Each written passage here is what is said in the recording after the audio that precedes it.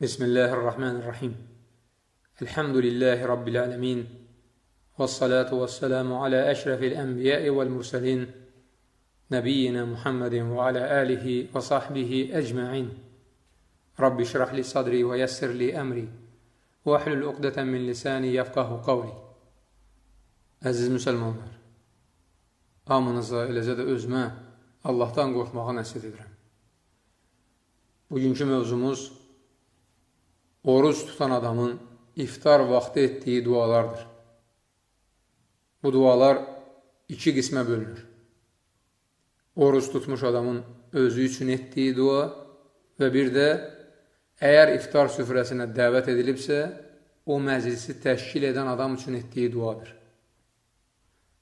İftar süfrəsinə dəvət olunmuş adamın məclis sahibi üçün nə dua etdiyini Müsəlman qalasında tapıb oxuya bilərsiniz. Səhih hədislərdə xəbər verilir ki, Peyğəmbər sallallahu aleyhi və səlləm iftar süfrəsinə dəvət edildikdə, iftarını açdıqdan sonra dua edib deyərmiş. Əftara indəkumus saimun və əkələ ta'amakumul əbrar və sallət aleykumul mələikə. Orucu tutanlar sizdə iftar açsın, yeməyinizi xeyrxalq insanlar yesin, mələklər də sizin üçün dua etsin. İkinci qism isə oruç tutan adamın özü üçün etdiyi duadır. Bu da iki qismə bölünür. Ümumi və xüsusi dua. Ümumi dua etmək haqqında İbn-i Macə rahiməhullahın Sünən əsərində rəvayət edilmiş hədisdə deyilir ki, oruç tutan adamın iftar vaxtı etdiyi dua rədd edilməz. Və elə buna görə də bir çox insanlar iftardan bir neçə dəqiqə əvvəl dua etməyə başlayırlar. Yəni, həmin vaxtı xüsusiləşdirirlər. Əvvəla qeyd edək ki, bəzi alimlər bu hədisin həsən, bəziləri isə zəif olduğunu demişlər. Deyək ki, hədis həsən hədisdir. Hədisdə iftar vaxtı deyildikdə, duanın iftardan əvvəl yoxsa sonra edilməsi müəyyənləşdirilmir. Yaxşı, bəs iftar vaxtı deyildikdə nə qəsd edilir? Bu sualın cavabı iki qismə bölünür. Əgər oruç tutan adam iftara qədər ümumi şəkildə dua etmək istəyirsə, müəyyən bir zamanı xüsusiləşdirməməlidir. Səhərdən ta iftara dək, yəni oruclu ikən istədiyi vaxt, istədiyi qədər dua edə bilər.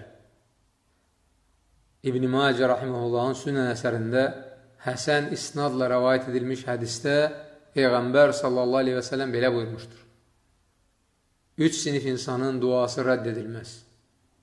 Ədalətli rəhbərin duası, oruclu adamın iftara qədər etdiyi dua və bir də məzlumun duası.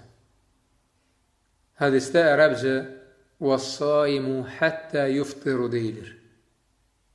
Buradakı həttə ön qoşması ümumi mənanı ifadə edir. Yəni, oruca başladığı vaxtdan, dan yeri söküldüyü andan, ta gün batana dək dua edə bilər. Oruç tutmuş adamın ayrıca gün batana yaxın dua etməsinə dair isə heç bir səhih hədis rəvayət edilməmişdir. Oruç tutan adamın edəcəyi xüsusi duaya gəlincə, o bunu sünnədə buyurulan vaxt etməlidir. Buna dair İmam Abu Davud rahiməhullahın Sünən əsərində rəvayət edilmiş hədisdə İbn Ömər radiyallahu anhuma demişdir. Peyğəmbər sallallahu aleyhi və səlləm iftarını açan kimi belə dua edərdi. Zəhəbəz-zəməu və btəllətil-uruq və səbətəl-əcru inşəallah. Susuzluq getdi və damarlar islandı.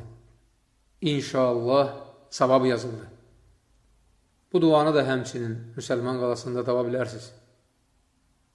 Qeyd etmək lazımdır ki, bu xüsusda Peyğəmbər sallallahu aleyhi və səlləmdən bu duadan başqa səhih bir dua varid olmamışdır. bu mövzu ilə bağlı incə bir məqama toxunmaq istəyirik. Bu da oruç tutan adamın bu duanı yay vaxtı, yoxsa qış vaxtı, yoxsa ümumiyyətlə hər fəsildə etməsidir. Bilirsiniz, miladi tarixi ilə Ramazan ayı hər il 10 gün dala gedir. Bu da o deməkdir ki, Ramazan ayı bəzən yay, bəzən də qış aylarına təsadüf edir. Elə buna görə də bəzi alimlər bu duanın yalnız yay aylarında, dolayısıyla isti vaxtlarda deyilməsinin sünnəyə uyğun olduğunu söyləmişlər. Bu da ictihadi rəydir. Buna dair heç bir dəlil varid olmayıb. Sadəcə olaraq adam yay vaxtı daha çox susadığına görə bu qənaətə gəlmişlər. Lakin səhih rəy, əksər alimlərin rəyi budur ki, istər yay, istərsə qış ayları olsun, bu duanı iftardan sonra oxumaq sünnədir. Sonda Allahdan istəyimiz budur ki, bu mübarək ayı imanla və savabını Allahdan umaraq oruç tutmağı bizə müvəffəq etsin və tutduğumuz orucu bizdən qəbul etsin. Subhanəkəllahumma və bihamdik, əşhədu ən la iləhə illə ənt, əstəğfiruka və atubu ileyk.